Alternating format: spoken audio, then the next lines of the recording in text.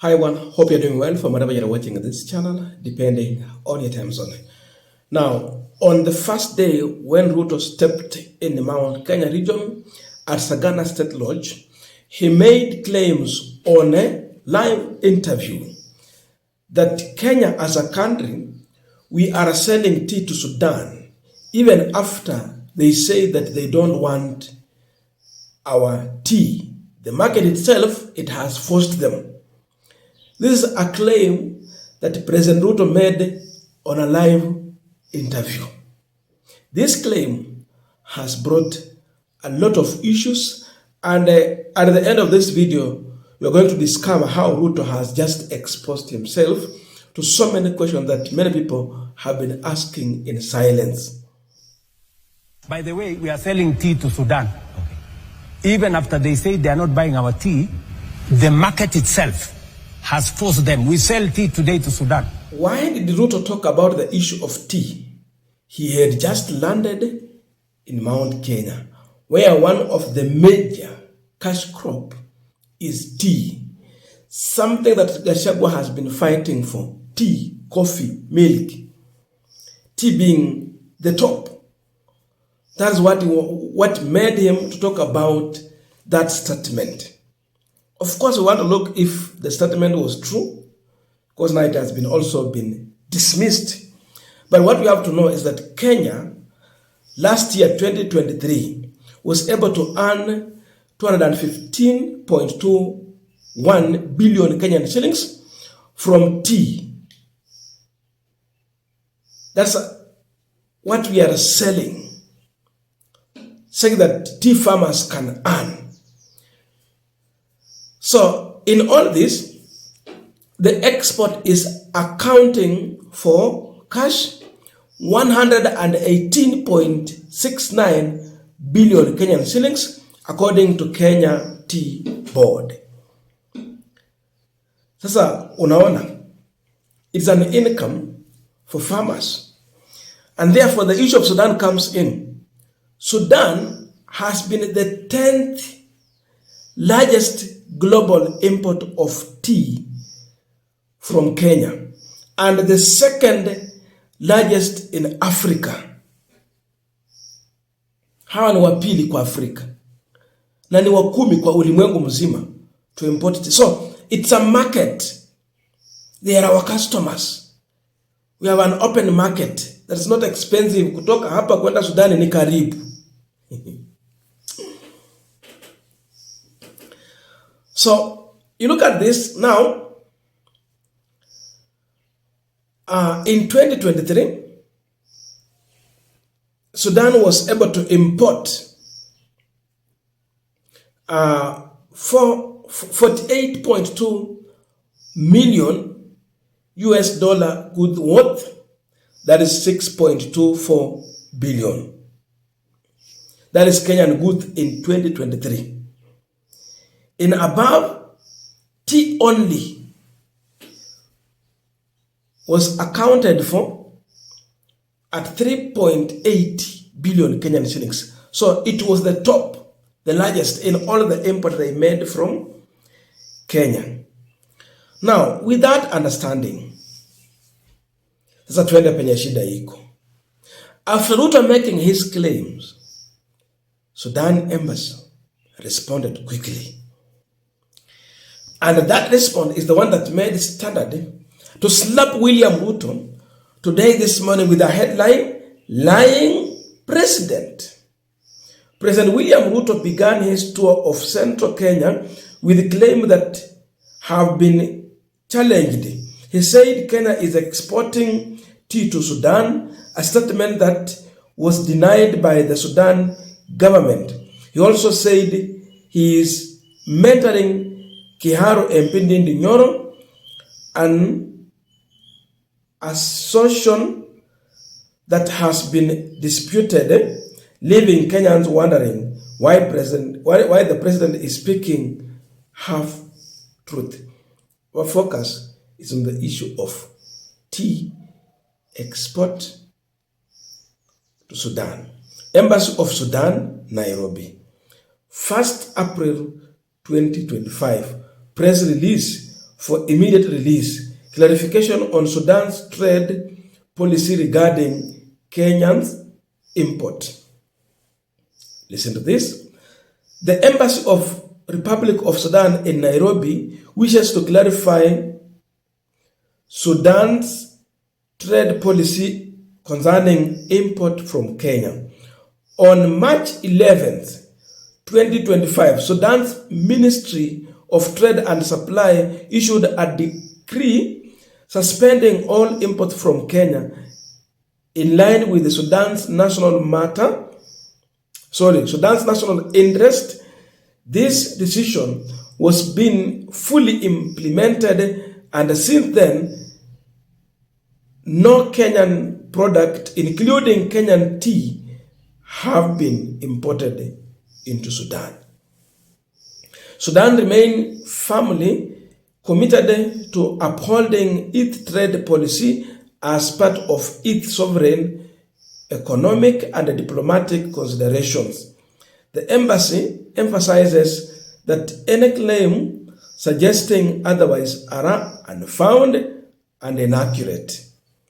At the same time, the embassy reaffirms Sudan's commitment to regional cooperation and constructive dialogue guided by the principle of natural respect and non-interference. They are simply telling us that Ruto and the Kenyan government interfered with their government, and that is the reason why imports from Kenyans were blocked entering Sudan. That's the reality. How did we arrive at this? Now, this is what happened. Sudan suspended all imports from Kenya effective immediately on March 13th, 2025. This was following a cabinet resolution triggered by the Kenyans' decision to host Rapid Support Forces RSF leader anaitwa nani? Mohamed Hamdan Dagalo. Ruto hosted this leader at State House in Nairobi, a man who has been sanctioned by the international community for various crimes, who has been at the center of the questions about Sudan security. Alimkaribisha Nairobi. Na hii ndio chanzo haya maneno. My good brother.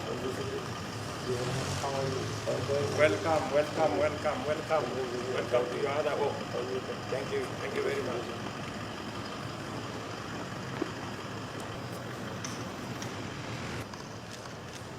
Again, welcome to Nairobi.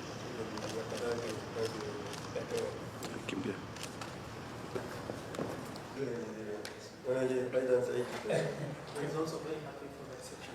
Yes. So I'm very happy to receive you again in Nairobi. I know this is not your first time.